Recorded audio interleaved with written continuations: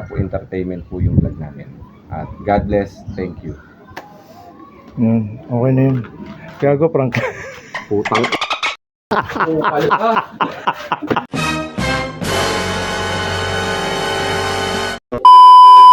Yo, what's up?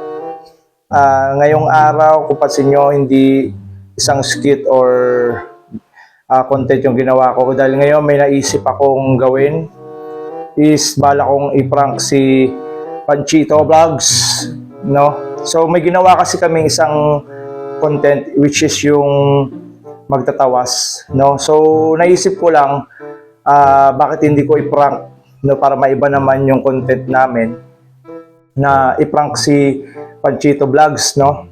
Na kunyari, pero bago lahat, ito yung upload namin, no? Kaka-upload ko lang to nakaraang araw or nakaraang linggo ata, no? So, yan yung vlog namin na yon. So, naisipan ko lang na medyo i-prank to si Panchito Vlogs na kunyari,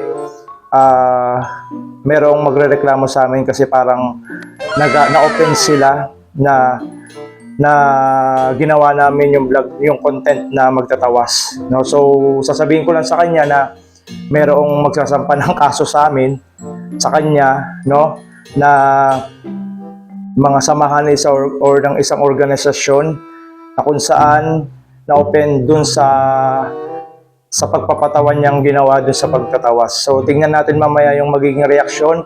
At syempre, pasensya na kayo kung paano ko gagawin yung angulo ng camera, kung paano ko na siya didiskartehan na makuha na ng camera mamaya ng video.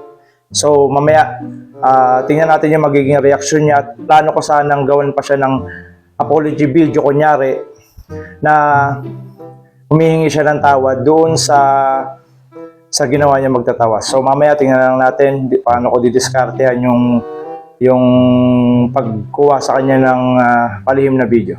So abangan natin, sana magustuhan niyo yung mga video na to. So let's go. Meanwhile, Pinaano ko sa may naisip ako.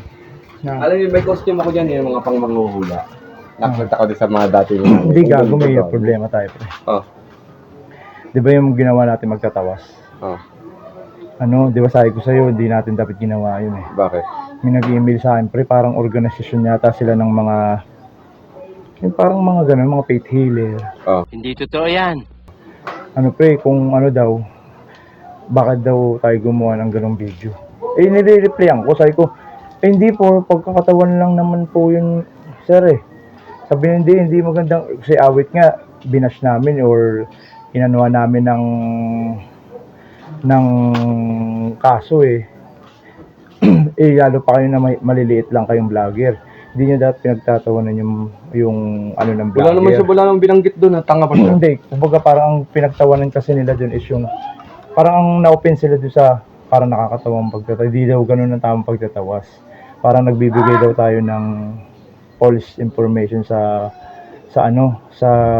mga tao. Anong sabi sa chat? Hindi mamaya, pagkatapos, sabi ko sa kanila, hindi, for entertainment, kaya nga po meron for entertainment sa dulo po eh.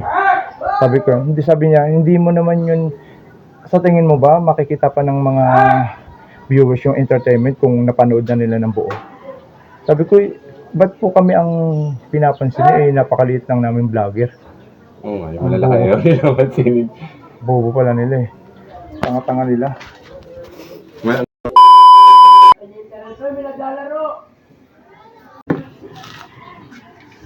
Sino nagsabi? Tapos yung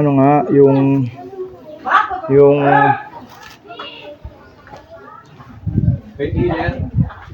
oh, Organisasyon? Bali ba tayo dito?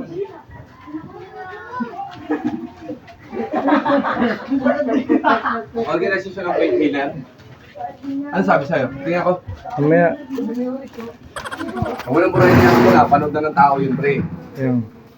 Mamaya, pag-usapan muna natin. Kasi ang inaano ko, pre, paano kung gumawa ng action yun? Malabo yun? Hindi, gago, seryoso nga eh. Mag-i-email ba yun kung hindi yun seryoso? Paano email?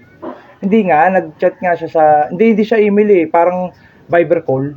Di ba nilagay ko nga yung WhatsApp ko dun sa page? Mm. Doon nila nakuha yung number, pre.